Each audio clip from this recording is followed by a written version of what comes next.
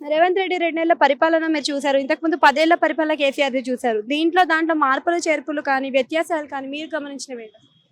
నేను అడ్వాన్స్డ్ మనసుగా చెప్తున్నాను. వాళ్ళు చేసే తప్పు. అన్వాంటెడ్‌కు అన్ని ఖర్చులు చేస్తున్నారు. అసలు నెత్తది లేదు. ఎగ్జాంపుల్ మన రోడ్లే చూడండి. ఆ గల్లీలో కొంచెం మీరు నడవలేరు. అవన్నీ చూస్తుంటారు లేదు. చేసేదేంటి? ఎవరికో అన్వాంటెడ్ ఇచ్చేది.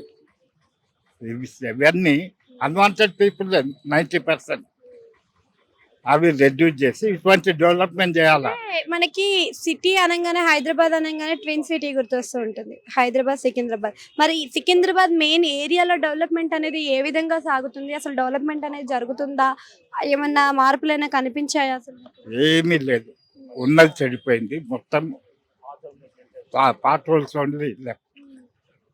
ఏం అంటే లాభం? ఇప్పుడు మీరు చాలా ప్రభుత్వాలు చూసే ఉంటారు కదా! ఈ ప్రభుత్వంలో ప్రత్యేకించి హైడ్రా అని చెప్పి కానీ, కొన్ని సంక్షేమ పథకాలు ఇవ్వడం కూడా జరిగింది కదా! మరి ఈ పథకాలు అవన్నీ కూడా పథకాల్లోనే అన్వాంటెడ్ పోతున్నాయని నేను చెప్పేది. ఏం అన్వాంటెడ్ అంటారు? For example you are giving పూర్కు 2300 3000 ఏదో ఇస్తున్నారు. ఇచ్చేది 90% అందులో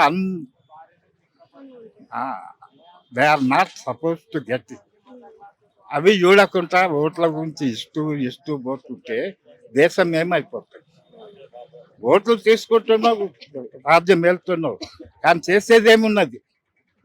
అది మా పాయింట్. అదే మొదటి నుంచి అదే, ఇప్పుడు అదే.